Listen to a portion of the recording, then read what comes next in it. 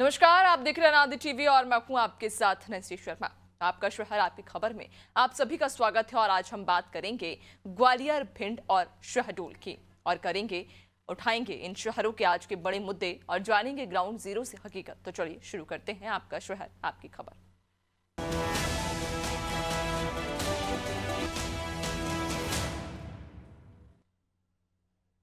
आपका शहर आपकी खबर में आज सबसे पहले बात हम करने वाले हैं ग्वालियर की, जहां बोर्ड परीक्षा की तैयारियां अब जोरों पर चल रही हैं।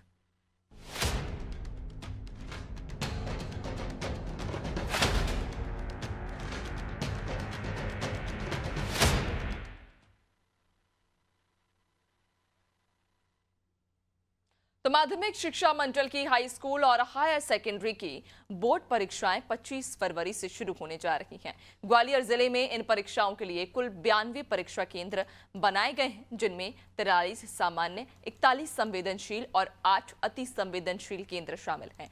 इसके अलावा 10 केंद्र रिजर्व रखे गए हैं। बताते चलें कि इस साल लगभग 50,000 छात्र छात्राएं परीक्षा में शामिल होंगे। इस बार परीक्षा की गोपनीयता को सुनिश्चित करने के लिए शिक्षा विभाग ने कई अहम कदम भी उठाए हैं। इस बार केवल उन्हीं स्कूलों को परीक्षा केंद्र बनाया गया है जिनमें सीसीटीवी कैमरे, फर्नीचर, पीने का पानी जैसी बुनियादी सुविधाएं उपलब्ध हैं। परीक्षा केंद्रों का निरीक्षण भी लगातार किया जा रहा है और छात्र छात्राओं को परीक्षा शुरू होने से 30 मिनट पहले कॉपी दी जाएगी। जिला शिक्षा अधिकारी का व्यवस्थाओं को लेकर क्या कुछ कहना है, पहले वो सुनिए।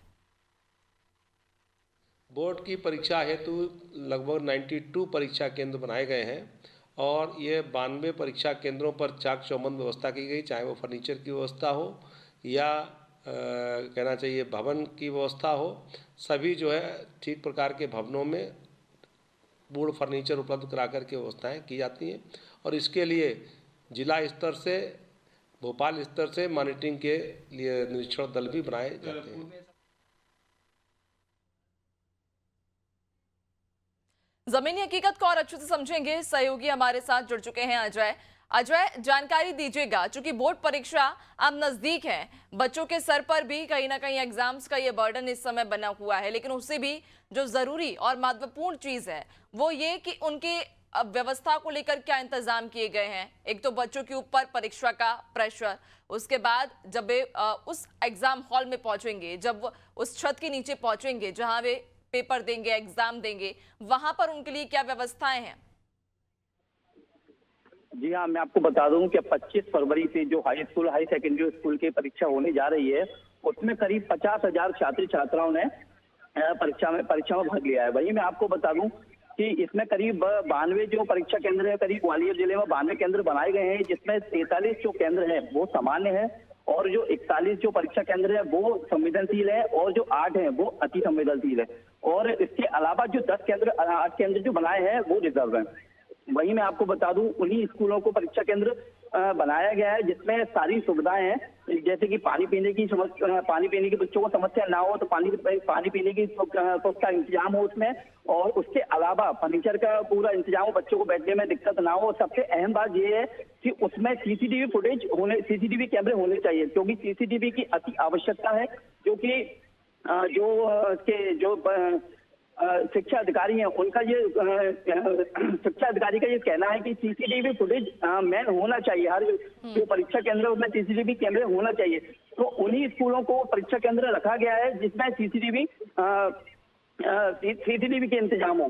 और उसके अलावा जो इसके अधिकारी हैं, शिक्षा के अधिकारी हैं, वो लगातार जो 92 जो केंद्र है उनका लगातार निरीक्षण कर रहे हैं ताकि किसी भी प्रकार की कोई समस्या ना हो। जी बिल्कुल, बच्चों के लिहाज से तो तमाम व्यवस्थाएं जो हैं वो पुख्ता की गई हैं ताकि बच्चों को कोई दिक्कत ना हो, वे आसानी से और सुविधाजनक तरीके से परीक्षाएं दे सकें। लेकिन अगर प्रशासन के स्तर पर तैयारियों की बात की जाए तो क्या तैयारियां हैं? चूंकि एग्जाम से पहले कई बार ये घटनाएं घट चुकी हैं कि पेपर लीक हो जाता है, उसके बाद फिर बच्चों को कहीं ना कहीं इसका खामियाजा उठाना पड़ता है। अब ऐसे में उस स्तर पर क्या कुछ व्यवस्थाएं हैं? उसके लिए मैं आपको बताऊं कि जो केंद्र जो रखे गए हैं, जैसे कि जो 92 जो केंद्र है वहां पर, जैसे कि जो 41 जो केंद्र है जो मैंने आपको बताया जो अति संवेदनशील है, इसके लिए जो सीसीटीवी फुटेज है वो मैन है। सीसीटीवी कैमरे जो स्कूलों में लगे हैं उन्हीं को केंद्र बनाया है और बाकी हर जो भी केंद्र है वहां पर पुलिस तैनात रहेगी जिससे कोई समस्या ना हो। बिल्कुल, यानी कि प्रशासन के स्तर पर भी पर्याप्त इंतजाम किए गए हैं ताकि परीक्षा से पहले कोई भी पेपर लीक ना हो और इसका खामियाजा आने वाले समय में बच्चों को ना भुगतना पड़े। और बच्चों के लिहाज से भी जो व्यवस्थाएं हैं, जो उनकी सुविधाजनक जो मूलभूत सुविधाएं हैं, उनका भी विशेष तौर पर ध्यान रखा गया है। बहुत शुक्रिया आपका जानकारी साझा करने के लिए। तो आपको बताते चलें कि ग्वालियर में कुल 92 परीक्षा केंद्र बनाए गए हैं और इस बार 50,000 छात्र छात्राएं परीक्षा में शामिल होने वाले हैं और उनकी व्यवस्थाओं की इस बार जिम्मेदारी जो ली गई है उसको ध्यान में रखते हुए तमाम व्यवस्थाएं यहां पर बच्चों के लिए की गई हैं। परीक्षा केंद्र में सीसीटीवी कैमरे भी इस बार रहेंगे ताकि उस प्रकार की कोई घटना ना घटे, चूंकि अक्सर ही इस प्रकार की जो खबरें हैं वो सामने आती हैं परीक्षा से पहले, जब पेपर लीक हो जाता है और फिर उसके बाद कुछ समय बाद या कुछ महीनों बाद फिर उसका खामियाजा उन बच्चों को भुगतना पड़ता है। लेकिन इस बार प्रशासन ने पुख्ता इंतजाम किए हैं।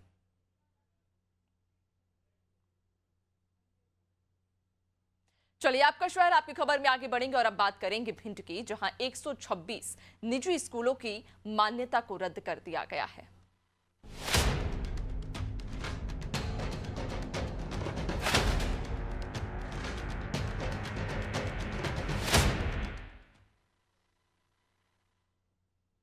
तो भिंड जिले में निजी स्कूल संचालकों की अब मुश्किलें बढ़ गई हैं। जिले के 126 निजी स्कूलों की मान्यता रद्द कर दी गई है। कलेक्टर संजीव श्रीवास्तव ने स्कूल प्रबंधन के अपार आईडी बनाने में लापरवाही बरतने पर यह कार्रवाई की है। कलेक्टर के इस एक्शन के बाद अन्य स्कूल प्रबंधन में हड़कंप मच गया। कलेक्टर संजय श्रीवास्तव ने आदेश जारी कर कहा कि भारत सरकार की योजना अंतर्गत प्रदेश में कक्षा नर्सरी से 12वीं तक के छात्र छात्राओं की अपार APAR-ID निर्माण का कार्य किया जा रहा है, जिसके लिए निजी स्कूल संचालकों को कई बार बैठक और व्हाट्सएप के माध्यम से निर्देशित भी किया गया था। अपार आईडी निर्माण कार्य शुरू नहीं करने पर 30 जनवरी को कारण बताओ नोटिस भी जारी किया गया, लेकिन नोटिस का कोई जवाब नहीं दिया गया।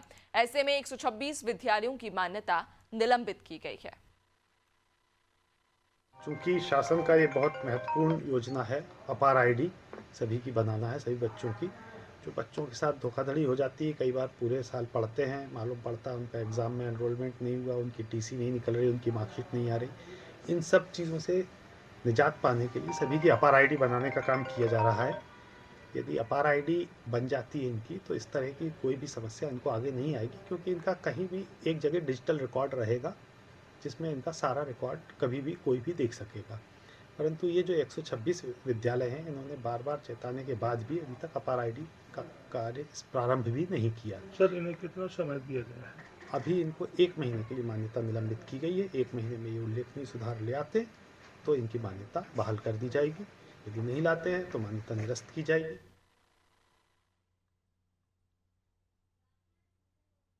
ज्यादा जानकारी लेंगे, सहयोगी अखिलेश हमारे साथ में जुड़ चुके हैं। अखिलेश, विस्तार से जानकारी दीजिएगा, आखिर क्या ये पूरा मामला है? कहा जा रहा है कलेक्टर ने कई सारे स्कूलों की जो मान्यता है उसे रद्द कर दिया है। जी बिल्कुल नैन्सी, हम बताना चाहेंगे भारत सरकार के द्वारा अपर आईडी योजना चलाई जा रही है, जिससे बच्चों को जो परेशानी होती है, जैसे अंकसूची है या टीसी है, इनमें कई दिक्कतें आती थी। स्कूल जो प्राइवेट स्कूल संचालक थे इनको नहीं देते, तो ऐसे में भारत सरकार द्वारा एक अपर आईडी का कार्य किया जा रहा है, जिसमें बच्चों का एक डिजिटल लॉकर बन जाएगा, जिसमें कोई भी उनकी जानकारी देख सकता है, जिसमें बच्चों को कोई परेशानी नहीं आएगी। ऐसे में प्राइवेट स्कूल वाले थे तो कलेक्टर लगातार भिंड कलेक्टर लगातार इनको व्हाट्सएप के माध्यम से और पत्र के माध्यम से इन लोगों को आग्रह कर रहे थे कि अपर आईडी बच्चों की बनाई जाए। लेकिन 126 जो प्राइवेट स्कूल थे, इन्होंने अभी तक अपर आईडी का कार्य शुरू नहीं किया है, तो इनको 30 जनवरी को नोटिस भी जारी किया गया था भिंड कलेक्टर के द्वारा, लेकिन उनका अभी तक 126 जो प्राइवेट स्कूल हैं, इन्होंने अभी तक कोई जवाब पत्र का नहीं दिया था। इस पर भिंड कलेक्टर ने 1 महीने के लिए 126 स्कूलों की मान्यता निलंबित कर दी है और चेतावनी भी दी, अगर 1 महीने के अंदर जो अपर आईडी का कार्य शुरू नहीं होता है तो इनकी हमेशा के लिए मान्यता निरस्त कर दी जाएगी। और जो बच्चे हैं, इनकी पढ़ाई में कोई असर नहीं पड़ेगा, ना इनकी अंकसूची में कोई दिक्कत आएगी, इनको कहीं ना कहीं स्कूलों में इनको एडजस्ट किया जाएगा। इन्होंने पालकों से भिंड कलेक्टर ने आग्रह किया है कि आपके बच्चों को प्राइवेट स्कूलों में जिन स्कूलों की मान्यता निलंबित की गई है, इन स्कूलों में जो बच्चे बच्चे पढ़ रहे हैं, इनको कोई परेशानी नहीं आएगी, इनको कहीं दूसरे स्कूलों में जाकर एडजस्ट किया जाएगा। इस पर प्राइवेट स्कूल वाले भी अब एकता बना रहे हैं और उनका कहना है कि इतनी जल्दी अपर जो आईडी है इनमें बच्चों के चाहे आधार कार्ड की कई परेशानियां आ रही हैं। बच्चे के जो पालक हैं अपर आईडी बनाने में अपनी इच्छा जाहिर ज्यादा नहीं कर रहे, इसलिए ये परेशानियां आ रही हैं। और कहीं ना कहीं जो प्राइवेट स्कूल वाले जो गड़बड़ी कर बच्चों को एडमिशन कर लेते हैं अपर आईडी में, यह नहीं कर पाएंगे। तो ऐसे में प्राइवेट स्कूल वाले भी अपनी कुछ जानकारियां हैं जो वो नहीं दे पा रहे हैं, तो यही भी एक और कारण है। लेकिन भिंड कलेक्टर ने कहा है कि अगर 1 महीने के अंदर आपने इस अपर आईडी का कार्य शुरू नहीं किया तो आपकी मान्यता हमेशा के लिए निरस्त कर दी जाएगी। अब देखना होगा आगे जो 126 प्राइवेट स्कूल हैं अपर आईडी की के लिए आप बच्चों से कहते हैं या शुरू होता कि नहीं, अब देखने वाली बात होगी। जी बिल्कुल अखिलेश, लेकिन जिस तरह से ये कार्रवाई की गई है, कई सारे स्कूलों की मान्यता को रद्द कर दिया गया है। इस समय परीक्षाओं का ये वक्त चल रहा है, तमाम जो बच्चे हैं वो परीक्षा की तैयारी कर रहे हैं, साल भर उन्होंने मेहनत की है और ऐसे में अब स्कूलों की मान्यता रद्द होने से क्या उनकी परीक्षा पर कोई प्रभाव पड़ रहा है? जी बिल्कुल, कोई परीक्षा पे प्रभाव नहीं पड़ेगा। भिंड कलेक्टर ने कहा है ना तो कोई परीक्षा पे प्रभाव पड़ेगा ना किसी पढ़ाई पे प्रभाव पड़ेगा। अभी तो 1 महीने के लिए मान्यता निलंबित की है, बच्चे लगातार स्कूल में जा सकते हैं और बच्चे पढ़ सकते हैं। लेकिन 1 महीने के अंदर अपर आईडी का कार्य अगर शुरू नहीं किया तो हमेशा के लिए मान्यता निरस्त कर दी जाएगी। उन बच्चों को कोई दूसरे स्कूलों में एडमिशन दिला दिया जाएगा और उनकी अंकसूची भी मिलेगी, उनकी टीसी भी मिलेगी, उनकी पढ़ाई में और उनकी कागजों में कोई प्रकार की विद्वान नहीं आएगा। क्योंकि अपर आईडी से डिजिटल लॉकर बनने से बच्चों के लिए बहुत ही फायदा है। नर्सरी से लेकर 12वीं तक के बच्चों का एक डिजिटल लॉकर बन जाएगा जिसमें कोई भी इनके कागज देख सकता है, कोई भी इनकी जानकारी ले सकता है, जिससे बच्चों को ना तो टीसी लेने में परेशानी होगी ना अंकसूची लेने में परेशानी होगी। सारा डाटा डिजिटल लॉकर में मिल जाएगा। जी बिल्कुल अखिलेश, और ये भी जानकारी दीजिएगा, जिस तरह से कलेक्टर ने तो ये आश्वासन दे दिया है कि बच्चों की पढ़ाई में कोई भी खलल नहीं होगा, वे परीक्षा सुचारू रूप से देंगे, फिर उसके बाद उन्हें अंक सूची भी दी जाएगी, टीसी भी दी जाएगी। लेकिन इस पूरे मामले पर परिजनों का क्या कहना है? परिजन जो बच्चों के उन्हें स्कूल भेज रहे हैं, पढ़ा रहे हैं, उनका मामले पर क्या कहना है? जब उन्हें इस बात की खबर लगी कि स्कूलों पर जो स्कूल मनमानी कर रहे हैं उन पर शिकंजा कसा जा रहा है, उनकी मान्यता को रद्द किया जा रहा है, अब ऐसे में उन परिजनों का क्या कहना है?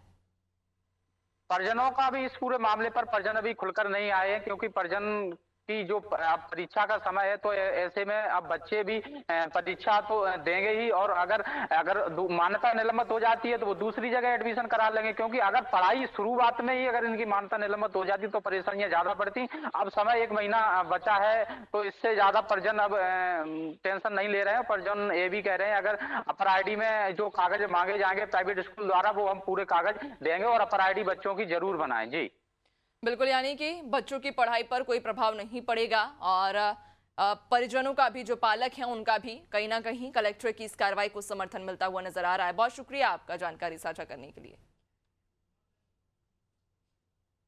तो आपको बता दें कि भिंड में कलेक्टर ने ये बड़ी कार्रवाई करते हुए निजी स्कूलों की मनमानी पर शिकंजा कसा। कुल 126 प्राइवेट स्कूलों की मान्यता को फिलहाल 1 महीने के लिए रद्द किया गया है और उन्हें जल्द अपने स्कूलों पर काम करने के लिए कहा गया है। अपर आईडी नहीं बनाने पर उनकी मान्यता हमेशा के लिए रद्द की जाएगी।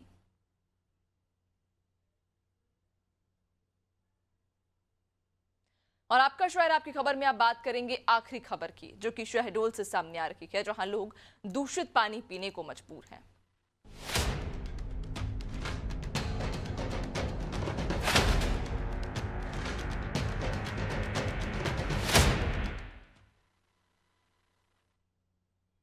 तो शहडोल जिले की धनपुरी नगरपालिका के लोग दूषित पानी पीने को मजबूर हैं। सुचारू रूप से पानी की सप्लाई नहीं होने के कारण लोग नाली में लगे टूटे नल से लोग पानी लेने के लिए मजबूर हैं। वार्ड नंबर 8 स्थित पुरानी अमरा डंडी के इन निवासियों को रोज नाली में घुसकर पानी भरते देखा जा सकता है। यही पानी निस्तार और पीने के काम आ रहा है, जिसका सीधा असर अब स्वास्थ्य पर पड़ रहा है और लोग पीलिया जैसी गंभीर बीमारियों की चपेट में आ रहे हैं।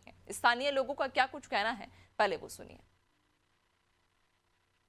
धनपुरी नगर पालिका में नल लगा है, वार्ड नंबर 8 में नाली में नल लगा है, हम उसी पानी को प्रयोग कर रहे हैं अपने घर में। नाली में पानी चल रहा है, खराब पानी चल रहा है, निकल रहा है, उसी पीते हैं। यहाँ पानी का बड़ी समस्या है। बीमार भी आदमी पड़ रहे जा रहे हैं। नहीं, अभी आपके द्वारा संज्ञान में बताया गया जो 2 जगह है हमारा डंडी का, तो वहाँ पर हम देख रहे हैं, नहीं तो फिर स्टैंड पोस्ट दूसरी जगह पर लगाया जाएगा क्योंकि वो सार्वजनिक नल है ना। लोग बार बार तोड़ देते हैं मना करने के बावजूद भी, तो फिर सार्वजनिक नल में स्टैंड पोस्ट लगा के एक सुरक्षित जगह पर बनाया जाएगा प्लेटफॉर्म पर, फिर वहाँ से लोग पानी भर सकेंगे। ज्यादा जानकारी लेंगे, सहयोगी अनिल हमारे साथ में जुड़ चुके हैं। अनिल, क्या है ये पूरा मामला? कहा जा रहा है कि जो ग्रामीण हैं वो दूषित पानी पीने को मजबूर है, आखिर क्यों उन्हें दूषित पानी पीना पड़ रहा है? जी, मैं आपको बता दूं कि धनपुरी नगर पालिका जो कि संभाग में सबसे ज्यादा आय के लिए मानी जाती है, इसके बावजूद भी इस तरह की अव्यवस्था, इस तरह की लापरवाही अधिकारी कर्मचारियों के लिए बहुत बड़ा सवाल है। बता दें कि ये दूषित पानी नालियों का ग्रामीण पीने को मजबूर हो रहे हैं। धनपुरी के वार्ड नंबर 8 में नाली का पानी, जैसा कि वीडियो में दिखाया जा रहा है कि कैसे पानी ये लोग नाली का भर भर के पी रहे हैं। और जब इस संबंध में संबंधित जिम्मेदार अधिकारियों से सवाल किया गया तो बड़ी ही लापरवाही पूर्वक जवाब दिया गया कि यह सार्वजनिक नल है, इसलिए इसे लोग बार बार तोड़ देते, और वहीं इस नल को बनवा कर दूसरी जगह लगवाने की बात कही गई। लेकिन यह कब तक में सही होगा, इस की पुष्टि उन्होंने नहीं की, जिससे ग्रामीणों के द्वारा कई बार अधिकारी कर्मचारियों के पास जाकर आवाज उठाई गई, लेकिन बस वही सुनकर इस कान से सुनकर उस कान निकाल देते हैं। अधिकारियों द्वारा सीधी लापरवाही है, जिससे बता दूं कि अभी कल की स्थिति में यही दूषित पानी पीकर 50 लोग पीलिया का शिकार हो रहे हैं, जो कि जिला अस्पताल में भर्ती हुए हैं, और बेहद ही 15 लोगों की तो बहुत ही गंभीर हालत में स्थित है। इसके बावजूद भी लापरवाही सामने आ रही है। जी बिल्कुल अनिल, और जो तस्वीरें हम तक पहुंची हैं, उन तस्वीरों में जो पानी ग्रामीण भरते हुए नजर आ रहे हैं वो साफ तौर पर देखा जा रहा है मटमैला पानी, दूषित पानी है। लोग इसे पीने के बाद जाहिर तौर पर बीमार पड़ेंगे। ये कब से सिलसिला इस प्रकार से यूं ही चल रहा है? कितना समय हो चुका है लोगों को ये दूषित पानी पीते हुए? ये तो लगातार 2-3 सालों से समस्या बनी हुई है, लेकिन बेहद समस्या 2 महीनों से बनी हुई है। जिसमें लोग के वो टूटे फूटे नल से पानी भरते हैं, जिसमें नाली का गंदा पानी आ रहा है, तो मटमैला पानी पीकर लोग कई बार बीमार हुए, कई लोगों ने तो अपनी जान तक गंवाई है। इसके बावजूद भी, जबकि मैं बता दूं कि इसके पहले नगर पालिका धनपुरी को स्वच्छता के लिए अवार्ड भी दिया गया है, शासन द्वारा सम्मानित भी किया गया है। इसके बावजूद भी इतनी बड़ी लापरवाही तो कहीं ना कहीं अधिकारी कर्मचारियों के भ्रष्टाचार का प्रतीक है। बिल्कुल बिल्कुल अनिल, लेकिन यहाँ पर क्या किसी जिम्मेदार को इस समस्या से अवगत कराया गया? ग्रामीण हो या कोई जनप्रतिनिधि हो यहाँ के, जिन्होंने सरपंच हो या विधायक हो, क्या उन्हें कभी इस मामले से अवगत कराने की कोशिश की गई? जी, ग्रामीणों का कहना है कि इसके पहले भी हम लोगों ने नगर पालिका सीएमओ को जाके इसकी जानकारी दी, लिखित में कार्रवाई करने के लिए बोला, लेकिन सिर्फ आश्वासन दिया गया, और आए दिन हम बीमार होते हैं, और मौके पर ना तो कर्मचारी पहुंचते हैं और ना ही संबंधित अधिकारी पहुंचे हैं आज तक, ग्रामीणों का कहना है। बिल्कुल, यानी कि ग्रामीणों का ये कहना है कि कई बार उन्होंने शिकायत की है, लेकिन आज तक उनकी समस्या पर किसी ने भी संज्ञान नहीं लिया। उनकी समस्या का निदान करने के लिए कोई यहाँ नहीं पहुंचा। देखने वाली बात रहेगी अनिल कि आखिरकार ग्रामीणों को इस दूषित पानी से कब छुटकारा मिलेगा। बहुत शुक्रिया आपका जानकारी साझा करने के लिए। तो आपको बता दें कि शहडोल जिले की ये धनपुरी नगर पालिका, जहाँ पर लोग दूषित पानी पीने के लिए मजबूर हैं, और इस दूषित पानी को पीने की वजह से कई गंभीर बीमारियों की चपेट में भी आ रहे हैं। लोग बीमार पड़ रहे हैं, कई लोग अपनी जान गंवा रहे हैं, लेकिन जनप्रतिनिधियों को उनकी समस्या से कोई सरोकार नहीं। और यही वजह है कि लगातार 2 साल बीतने के बावजूद भी यहाँ ग्रामीणों के लिए पीने के पानी की कोई व्यवस्था नहीं की गई है।